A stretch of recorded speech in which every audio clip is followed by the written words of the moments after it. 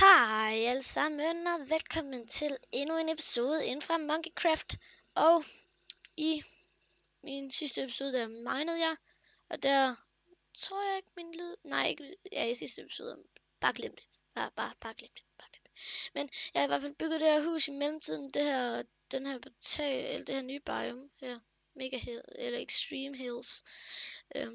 Og jeg er egentlig ikke så tilfreds med det, fordi jeg vil gerne have det sådan, blev lidt mere, ikke aflangt, men højere. Og det blev det ikke. Så det blev bare sådan en lille firkant. Og jeg havde faktisk optaget, at jeg havde lavet det her hus. Men så skete der alt muligt, så det blev gik fuldstændig i stykker, og så, eller det blev bare sådan helt mærkeligt, altså lige pludselig, så er det fordi, at jeg ville lave et klip, og så optog den, altså så selvom jeg havde trykket på den pauseknappen, så optog den stadigvæk, og det plejer den ikke at gøre, så derfor, ja, har jeg ikke rigtig sådan kunne vise jer det. Men jeg kan vise jer, hvordan det ser ud. Og det ser bare sådan her ud. Jeg er ikke verdens pæneste hus. Indeni i hvert fald. Heller ikke udenpå. Så sådan her ud. Og jeg tænker, at vi måske vil indrette det i dag. Når jeg har været så ond og ikke kunne vise jer, hvordan jeg havde bygget det. Rigtig ondskabsfuld lille dreng. Sådan der.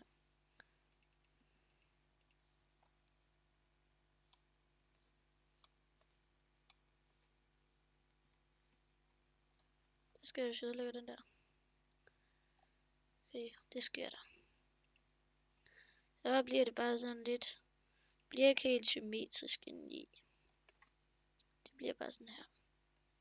Godt, det er så godt. Men ja, jeg vil lige lave. Vi skal lige i gang med at gøre det lidt pænt. Ja.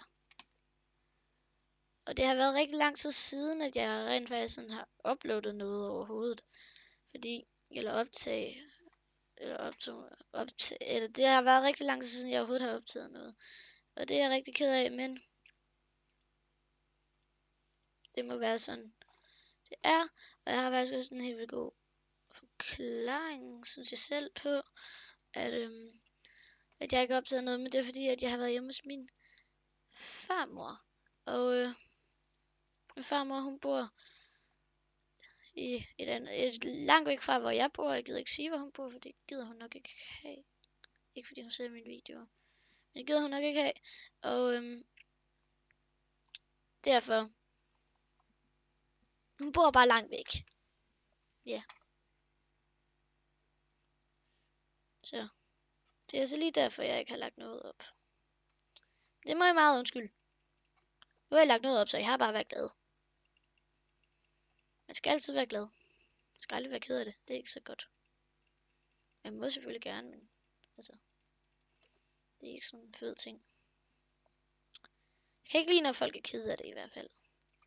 Jeg vil gerne have, at folk er glade, og bliver glade, når jeg lægger noget op. Det bliver det nok bare ikke, fordi der er ikke så mange, der ser mine videoer. Nå. Det er der ikke. Det er der desværre ikke. Jeg ved ikke rigtig, hvad jeg vil lave her. Måske vil jeg lave sådan en lille spisebord. Det var faktisk en god idé. En god idé af mig. Det tror jeg faktisk, jeg vil lave. Og jeg har noget grønt stained clay der, for det bare sådan blev lidt. Og lige at udfylde det lidt, ikke? Hvis jeg forstår, hvad jeg mener. Men vi skal lige have noget fence. Så laver lige nogle pæne sammen. Jeg tror, hvis det er sådan der, man laver. Jeg bytter altid rundt på fence gate og fence. Nu har jeg i hvert fald fået noget fence.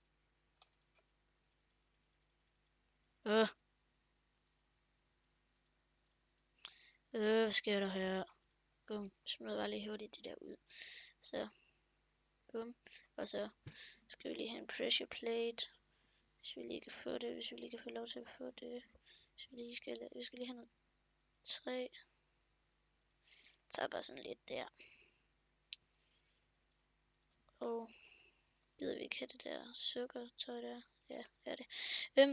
Og hvad var det så? Jeg skulle... Jo. Pressure plate. Det bliver en... Jeg troede godt, man kunne lave det i andre farver. Det kan man åbenbart ikke. Ja, det ser lidt mærkeligt ud. Nå, men det er vel ok. Så laver vi lige nogle ståle. Det lægger lige lidt her for tiden. Kan jeg ikke rigtig gøre for. Det gør det bare.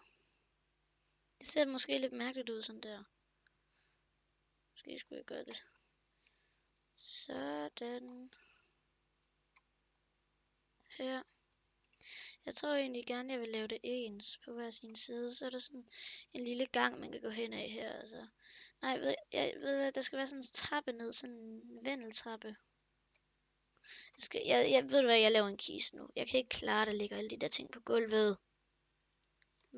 Kan ikke klare det.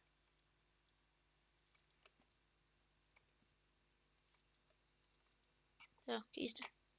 Dejligt. Sæt den bare lige der. What the fuck? Hvor sætter den der? Boom. Sæt den der. Så lægger vi bare alting i, og så tager vi det ud, som vi skal bruge. Okay. Det skal vi bruge. Det skal vi bruge. Det skal vi bruge. Det skal vi bruge der. Okay. Så kan man komme op. Jeg skal lige ud. Jeg skal ud. Jeg kan ikke komme ud. Jeg går bare lige ud her.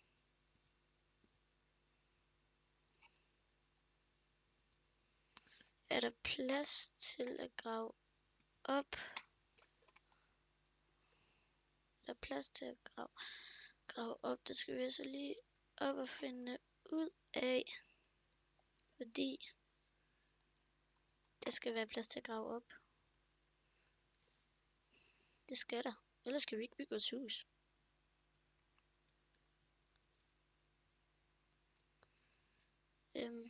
Ja, der er god plads herover. Og så kan vi måske også lige lave lidt vindue, halløj der. Vindueværk.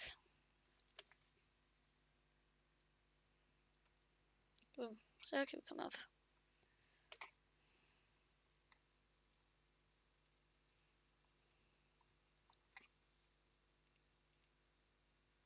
Måske skulle vi lige gå ind først.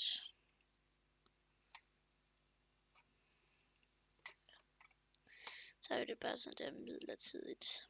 Okay. Så skal vi lige have vores vendeltrappe her. Hvis I altså ved, hvad det er. Så kan det være, at den er ved at blive glemt. Det er altså sådan en, hvor vi gør sådan her.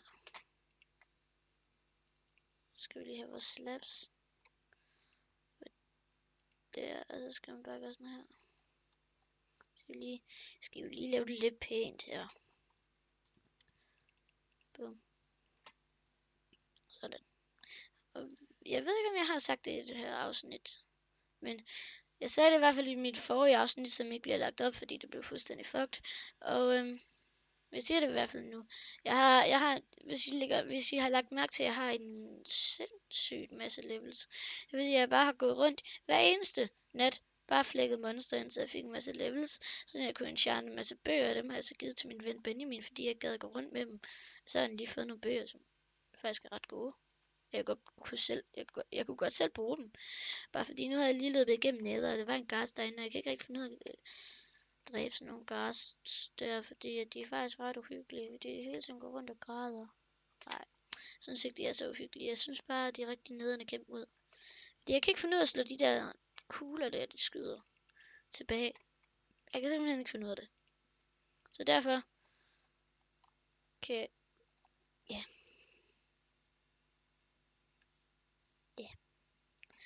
Så derfor gider jeg ikke lige gå tilbage til mit andet hus og Læg mine ting der. Okay. Vi skal lige over her. Sådan heroppe af.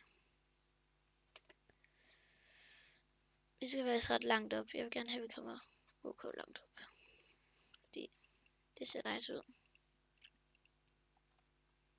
Det kan være, at vi kan lave sådan noget kisteværk her. Herinde kunne vi også lave noget kisteværk. Hvorfor det ikke sådan blev helt tomt.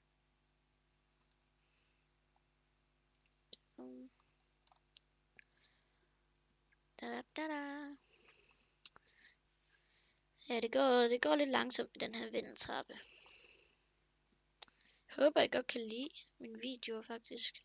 Jeg kan rigtig godt lide at optage. Selvom det lige har været lidt tid siden. Jeg kan rigtig godt lide det her. Jeg må gerne skrive en masse dårligt. Nej, det må jeg egentlig ikke. Det gider jeg faktisk ikke have. Det er heller ikke så pænt, hvis man skriver dårlige ting. Jeg skulle lige til at sige noget rigtig dumt. Jeg skulle lige til at sige, at jeg gerne må skrive nogle dårlige ting, men jeg ignorerer det bare. Det gør jeg bare ikke, fordi ja, jeg kan godt lide at lave YouTube. Jeg kan rent faktisk godt lide. Okay. Det kan godt være, det er lidt mørkt, men jeg har altså ikke lige nogen fakler. Det kan jeg faktisk gå ud og hente. Så vi lige går ud her.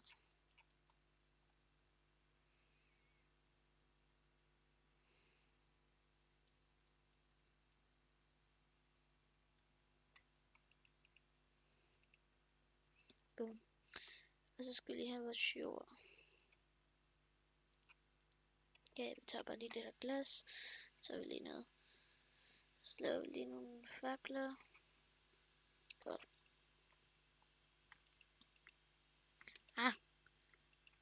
Sådan.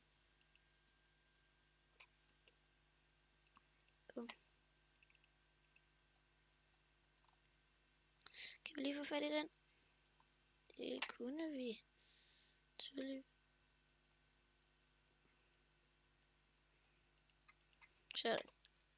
Okay. Så kan vi sætte vores fakler.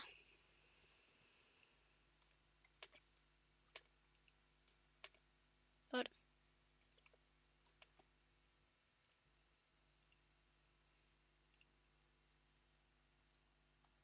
Okay. Så laver vi lige videre her.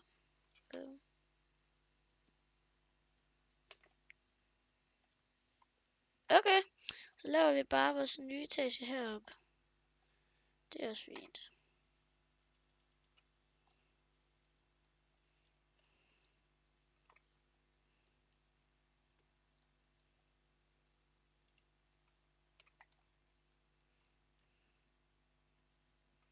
Og så laver vi bare den her opad.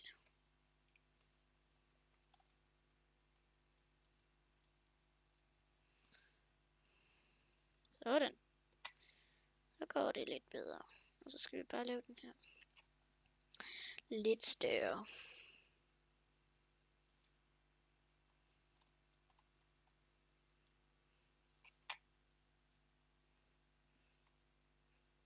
Okay. Bum. Det kan egentlig blive meget godt. Vi skal bare lave det her sted større.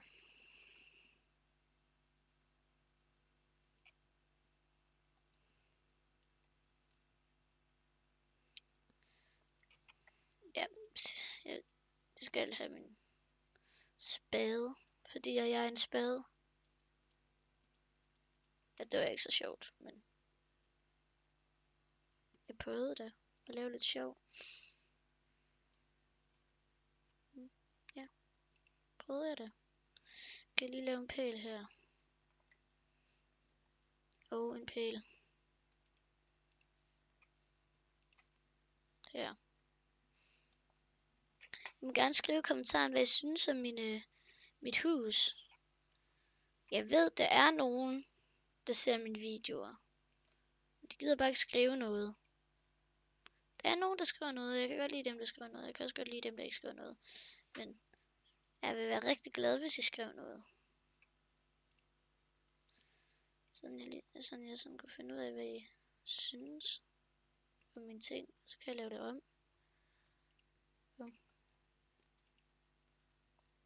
Op. Nu kan jeg så ikke komme ind. Eller kan jeg? Jeg kan jo godt finde ud af parkour. Det synes jeg faktisk, jeg er ret god til. Okay, der. Og så lad os bare lave det sådan her.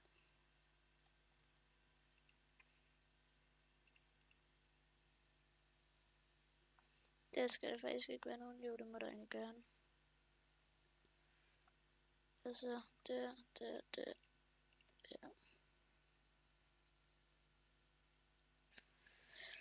Og så kunne vi faktisk bare lige lave det et lag opad.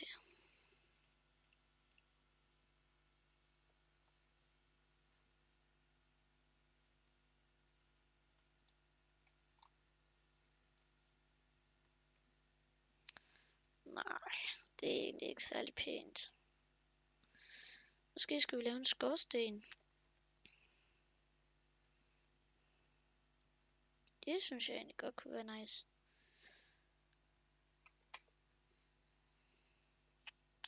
Skal der bare ikke gå ild i mit hus? Ja, det kommer der heller ikke til. Vi laver bare sådan en skorsten her. Som jeg laver min skorsten i hvert fald. Så. Boom. Det er sådan her, jeg laver min skorsten. Det kan I lige få at se.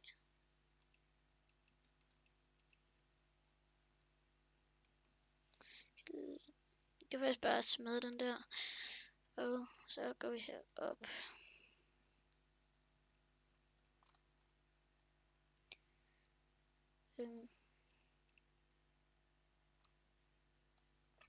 Så skal vi bare lige bruge den der. Og den der.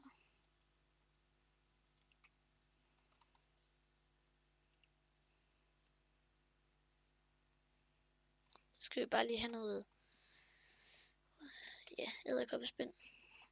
Og så kan vi lave noget røg. Nej, jeg synes egentlig ikke, det der gjorde det meget pænere. Måske skal vi lave det. Så er der en ned. Bum.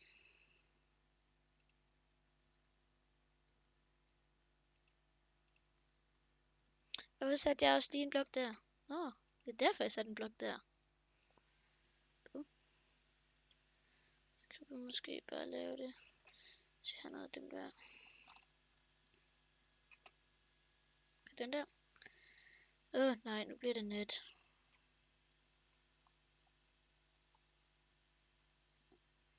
Så faldt jeg ned. Jeg hader at falde ned. Altså.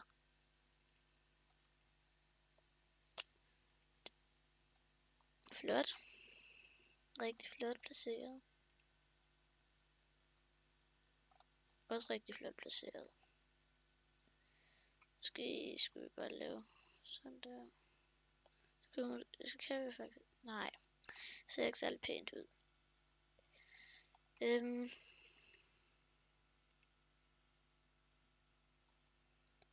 Jeg ved sgu ikke helt, hvad vi skal lave her ved taget. Jeg synes ikke, det er så pænt, det der. Så vi laver det bare.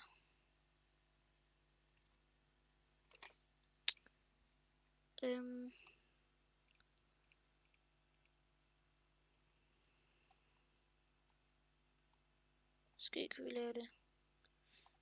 Måske kunne vi lave det sådan her udover. Det ser nok heller ikke særlig pænt ud, men jeg bruger det bare alligevel. Og så gør vi sådan her. Gør vi nemlig. Sådan her. Og sådan der. Flot. Giv mig en hånd. Nej. Men helst lad være med at skære din egen hånd af og give mig den. Fordi så kan I ikke rigtig trykke ind på min kanal og se min video og sådan noget. Hvis jeg overhovedet har lyst til det. Kan det godt være, der er nogen, der ved det? Bum, bum, bum, bum, bum. Nej. Der. Ja.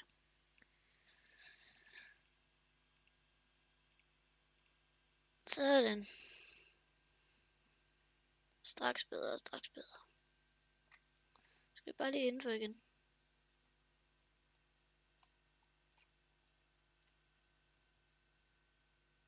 Okay.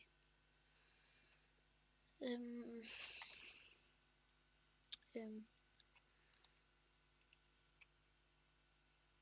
Du. Og bum. Så. Vi skal lave en indgang på et tidspunkt. Jeg ved bare ikke helt, hvor den skal være, og hvor... Ja. Vi skal i hvert fald bare lave en.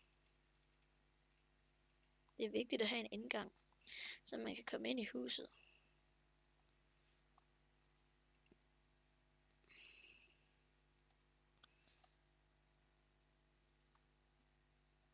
Det var en vigtig blok. Lad os bare gøre sådan der.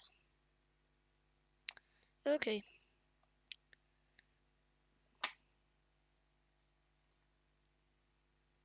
Ja. Det ser fint ud. Så kan vi sådan ligesom lave et soveværelseagtigt ting heroppe. Skal jeg bare bruge en seng mere. Og nogle bogreoler. Jeg kan godt lide at bruge bogreoler. Jeg skal også bruge en plotteplante. Dem kan jeg også godt lide at bruge. Okay. Da.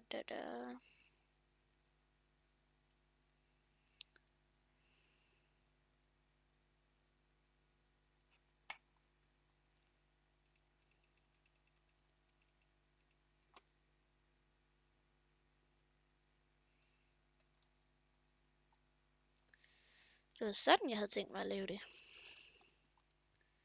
Sådan der.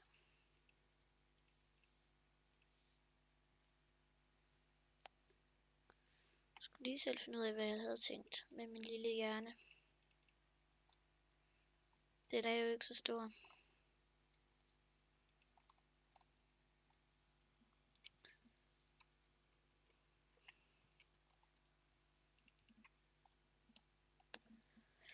Okay. Jeg tror måske, mit hus er blevet pænere. Efter jeg har gjort sådan her.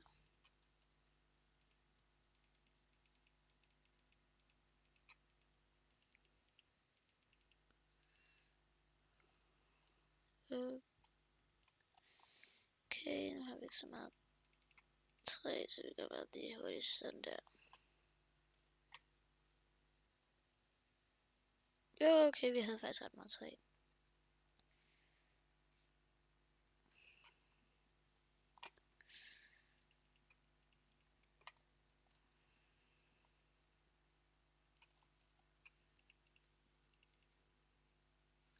Men jeg tror faktisk bare lige, det var det her, vi skulle lave i dag.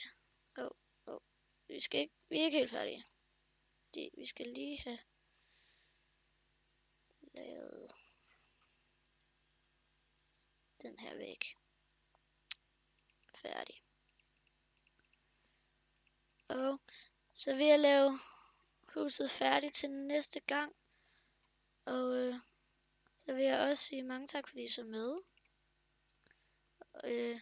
Lige om lidt vil jeg faktisk hellere sige det. Jeg kan ikke løbe. Jeg skal have noget mad.